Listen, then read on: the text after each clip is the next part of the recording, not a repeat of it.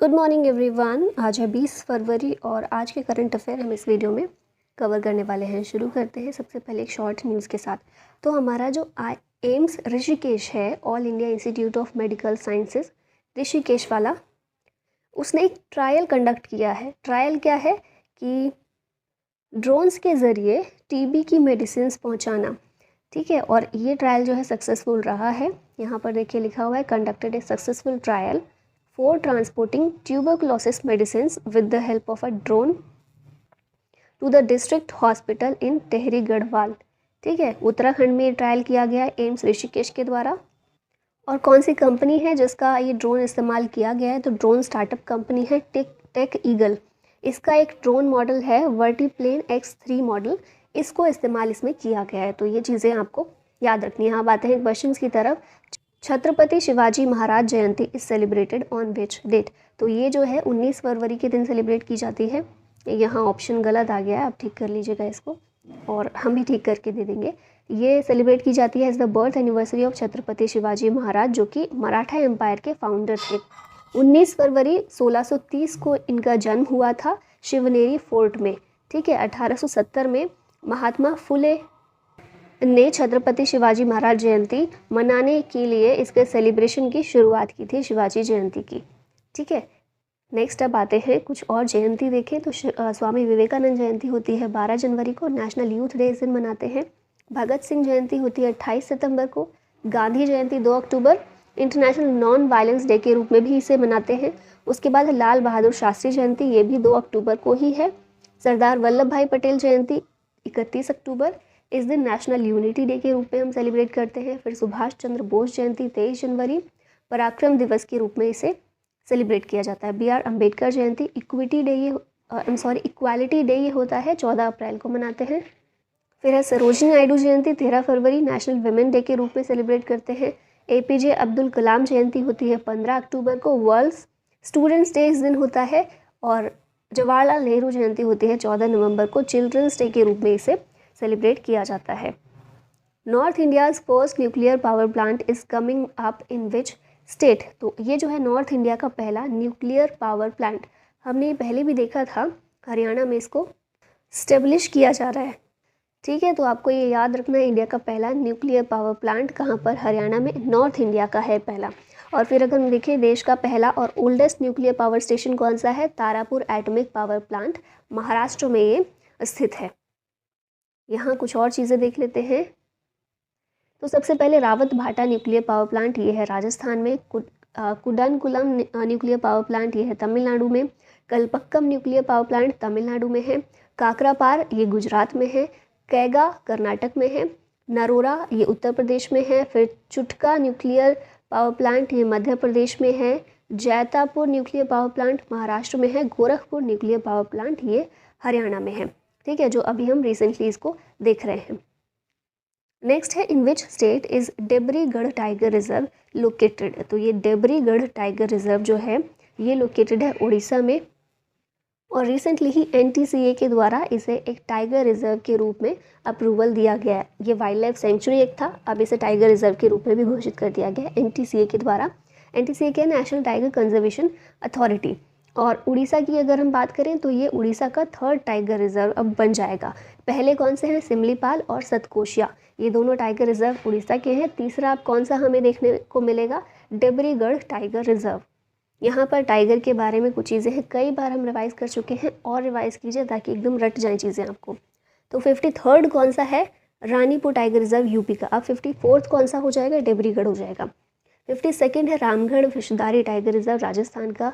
51st है श्री विल्लुपुथुर मेघामलाई, ये तमिलनाडु में है। 50th है कामलांग अरुणाचल प्रदेश में। 49th है ओरांग टाइगर रिजर्व, और नेशनल पार्क भी है ये, असम में है। इंपॉर्टेंट कुछ टाइगर रिजर्व याद कर लीजिए। नामदफा अरुणाचल प्रदेश, इंद्रावती छत्तीसगढ़, बांदीपुर कर्नाटका, सतकोशिया उड़ीसा, पीलीभीत उत्तर प्रदेश, पेरियार केरला। फिर उसके बाद रणथंभौर ये राजस्थान में, वाल्मीकि बिहार, बांधवगढ़ मध्य प्रदेश, मेलघाट महाराष्ट्र में, दंपा टाइगर रिजर्व ये है मिजोरम में, और सिमलीपाल है उड़ीसा में। प्रोजेक्ट टाइगर लॉन्च हुआ था 1973 में। फिर इंटरनेशनल टाइगर डे होता है 29 जुलाई को। 2022 में थीम क्या थी? India launches project tiger to revive the tiger population. Most populous tiger state है मध्य प्रदेश और कर्नाटका इसमें सेकंड नंबर पर, उत्तराखंड है थर्ड नंबर पर। ठीक है, सबसे ज़्यादा मध्य प्रदेश में पाए जाते हैं, फिर कर्नाटका, उसके बाद Uttarakhand. Who has become the first Indian cricketer to take 100 T20 international wickets? ये है दीप्ति शर्मा। आप इनको यहाँ पिक्चर में भी देख रहे होंगे। दीप्ति शर्मा बन गई है पहली Indian across the men's and women's game to take 100 T20 international wickets in the group match against West Indies in the ongoing 2023 women's T20 world cup. और अगर ऐसे इंडियन क्रिकेटर की बात करें मेल कैटेगरी में जिन्होंने लिए हैं सबसे ज़्यादा विकेट्स, तो ये हैं युजवेंद्र चाहल। इन्होंने T20 फॉर्मेट में 91 अभी तक विकेट्स लिए हैं। और 100 लेने वाली कौन बन गई है? दीप्ति शर्मा। यहाँ पर देख लेते हैं विमेंस क्रिकेटर्स के बारे में। तो हरमनप्रीत कौर जो हैं, ये रोहित शर्मा को पीछे छोड़कर सबसे ज़्यादा कैप्ड प्लेयर इन 2020 इंटरनेशनल्स बन गई है। ठीक है, most capped player Rohit Sharma को पीछे छोड़कर। मिथाली राज की बात करें तो ये पहली वुमेन क्रिकेटर हैं देश की, और ओवरऑल सबसे कंपेयर करें तो सेकंड है to score 10,000 international runs. Mithali Raj ये बनी थी पहली women and only the third cricketer ever to appear at 6 ICC women's world cups. ICC women's cricketer of the year 2022 ये नैट स्क्यूअर रही इंग्लैंड की। ICC emerging women's cricketer of the year 2022 Renuka Singh थी। स्मृति मंदाना की बात करें तो मोस्ट एक्सपेंसिव प्लेयर रही हैं वुमेन्स प्रीमियर लीग 2023 में, और RCB से खेलने वाली हैं। Who is appointed as new governor of Jharkhand? कौन बने हैं झारखंड के नए गवर्नर? तो ये हैं CP Radhakrishnan. Option number A correct है। ये झारखंड के 11th गवर्नर अब बन जाएंगे। और इन्हें ओथ किसने दिलवाई है? तो आपको पता ही होगा, गवर्नर को ओथ दिलवाते हैं उसी राज्य के हाई कोर्ट के चीफ जस्टिस। तो अभी acting chief justice Jharkhand high court के हैं अपरेश कुमार सिंह। इन्हीं के द्वारा CP राधाकृष्णन को ओथ, गवर्नर के पद की ओथ दिलवाई गई है। अभी यहाँ पर न्यू गवर्नर्स दिए गए हैं। तो गुलाब चंद कटारिया असम के हैं, CP राधाकृष्णन झारखंड, S अब्दुल नज़ीर आंध्र प्रदेश, लक्ष्मण प्रसाद आचार्य सिक्किम के, शिव प्रताप शुक्ला हिमाचल प्रदेश के, कैवल्य त्रिविक्रम परनायक ये अरुणाचल प्रदेश के, राजेंद्र विश्वनाथ आर्लेकर बिहार से, BD मिश्रा ये लेफ्टिनेंट गवर्नर बने हैं लद्दाख के, विश्वभूषण हरिचंदन ये हैं छत्तीसगढ़ के, रमेश बैस महाराष्ट्र के, अनुसुईया उइके मणिपुर की, ला गणेशन नागालैंड और फागू चौहान मेघालय के नए गवर्नर बनाए गए हैं। Who has been appointed as the new vice chief of Indian army? Indian army के वाइस चीफ के रूप में अपॉइंट किया गया है MV सुचेंद्र कुमार को। ऑप्शन नंबर B यहाँ पर करेक्ट हो जाएगा। Lieutenant general MV Suchindra Kumar ये बने हैं new vice chief of army staff. और इसी के साथ में ये जो ऑप्शन में देख रहे हैं BS राजू, इन्हें अपॉइंट किया गया है साउथ वेस्टर्न आर्मी कमांडर के रूप में। आर्मी चीफ अभी कौन है? मनोज पांडे हैं। एयर स्टाफ चीफ हैं VR Chaudhari. Naval staff chief हैं R हरि कुमार, आप यहाँ ऑप्शन में देख रहे हैं। और second chief of defence staff ये हैं हमारे अनिल चौहान। ये कुछ इंपॉर्टेंट अपॉइंटमेंट्स हैं जो अभी रिसेंटली हुई हैं। तो चेयरमैन और CEO ऑफ रेलवे बोर्ड ये हैं Anil Kumar Lahoti. CEO of FSSAI ये हैं गांजी कमला वी राव। फिर चेयरमैन ऑफ नाबार्ड ये बनाए गए हैं KV शाजी। 50th CGI हमारे हैं DY Chandrachud. New election commissioner हैं अरुण गोयल। डिप्यूटी NSA हैं Pankaj Kumar Singh. New president of table tennis federation of India मेघना अहलावत हैं। First women president of Indian Olympic association ये है PT Usha. CEO of YouTube ये हैं नील मोहन। और new chief technologist of NASA ये बने हैं AC चरनिया। इंडियन ऑरिजिन है ये। Recently Tulsidas Balaram is passed away, he was belong to which field? तो ये जो है एक फुटबॉलर थे। ऑप्शन नंबर D यहाँ पर करेक्ट होगा। इन्हीं की हाल में मृत्यु हो गई है। इन्होंने 2 ओलंपिक्स खेले हैं 1956 और 1960 में। और जब 1962 में एशियन गेम्स में जो जकार्ता में हुए थे उसमें टीम जीती थी, गोल्ड मेडल जीती थी, उस टीम का ये पार्ट भी थे। इन्हें अर्जुन अवार्ड 1963 में दिया जा चुका है। बंग विभूषण वेस्ट बंगाल गवर्नमेंट का ये एक अवार्ड है बंग विभूषण, ये 2013 में इनको सम्मानित किया जा चुका है। और क्योंकि हम फुटबॉल की यहाँ पर बात कर रहे हैं तो 2022 में फीफा वर्ल्ड कप जो हुआ है इसमें अर्जेंटीना जीता है और अर्जेंटीना का ये 3rd टाइटल था। यहाँ पर हम देख लेते हैं रिसेंट जिन लोगों की मृत्यु हुई है। तो लीजेंडरी तेलुगु फिल्म मेकर के विश्वनाथ, इनकी मृत्यु हुई है। नोटेड राइटर केवी तिरुमलेश, इनकी मृत्यु हुई है। कौन है? राइटर है। Sabir Ali, iron man of India के नाम से जाना जाता है इनको, इनकी मृत्यु हो गई है। क्रिकेटर एक थे। असमीज पोएट है नीलमणि फुकन, 56 ज्ञानपीठ अवार्ड इनको मिला था, इनकी मृत्यु हुई है। पद्मश्री अवार्डी प्रभा बेन शाह एक सोशल वर्कर थी। फिर मुकर्रम जहाँ बहादुर हैदराबाद के लास्ट निज़ाम थे, इनकी मृत्यु हुई। टर्की में पॉलिटिशियन शरद यादव की मृत्यु हुई है। फिर उसके बाद वेस्ट बंगाल के गवर्नर ये थे केशरीनाथ त्रिपाठी, जिनकी मृत्यु हो गई। फिर मोदी जी की हमारी माता जी जो है हीराबेन, इनकी मृत्यु हो गई। ब्राज़ील के फुटबॉलर एक थे पेले, इनकी भी मृत्यु हुई है। और उसके बाद परवेज़ मुशर्रफ, ये पाकिस्तान के फॉर्मर प्रेसिडेंट थे। Global labour resilience index 2023 is topped by which country? तो ये जो इंडेक्स है ग्लोबल लेबर रेजिलियंस इंडेक्स, इसे टॉप किया है डेनमार्क ने। ऑप्शन नंबर ए यहाँ पर करेक्ट है।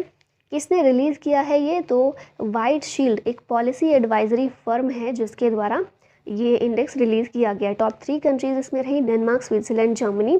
इंडिया की रैंक इसमें याद रखिएगा 65th थी। और इसमें मेजर क्या किया जाता है? तो इस इंडेक्स में मेजर की जाती है the capacity of the economy to withstand employment fluctuations and the ability to fight back. ये किसी कंट्री की इकोनॉमी में अगर एम्प्लॉयमेंट को लेकर फ्लक्चुएशन आती है, एम्प्लॉयमेंट कभी बढ़ जाता है, कम हो जाता है, और फिर मान लीजिए स्थिति बहुत ख़राब है ना, अनएम्प्लॉयड लोग ज़्यादा हैं, तो वापस कंट्री कितनी एबिलिटी के साथ पुश बैक कर सकती है, फाइट बैक कर सकती है।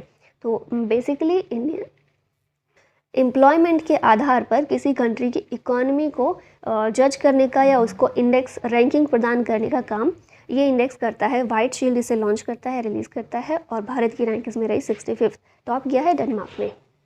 यहाँ पर कुछ इंपॉर्टेंट इंडेक्स दिए गए हैं, जैसे कि ग्लोबल हंगर इंडेक्स है, टॉप इसे बेलारूस ने किया है, भारत 107वें नंबर पर है। ग्लोबल इनोवेशन इंडेक्स स्विट्ज़रलैंड ने टॉप किया, भारत का स्थान है 40। ग्लोबल स्टार्टअप इकोसिस्टम, इसमें यूएसए ने टॉप किया, भारत रहा 20th नंबर पर। Global gender gap report Iceland ने टॉप किया है और इंडिया की रैंक इसमें 135 थी। International intellectual property index USA ने टॉप किया, भारत 43वें स्थान पर है। World air power index USA ने टॉप किया, भारत 3rd प्लेस पर है। World press freedom index Norway ने टॉप किया है, इंडिया की रैंक है 150। ग्लोबल टेररिज्म इंडेक्स ये अफगानिस्तान ने टॉप किया, भारत है 12वें नंबर पर। ह्यूमन डेवलपमेंट इंडेक्स स्विट्ज़रलैंड ने टॉप किया, भारत है 132वें नंबर पर। करप्शन परसेप्शन इंडेक्स डेनमार्क ने टॉप किया, भारत 85 नंबर पर।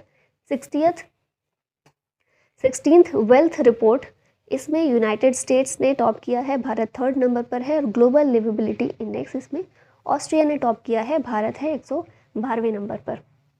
हु डेवलप्ड वायु link platform for steady jammer proof communication?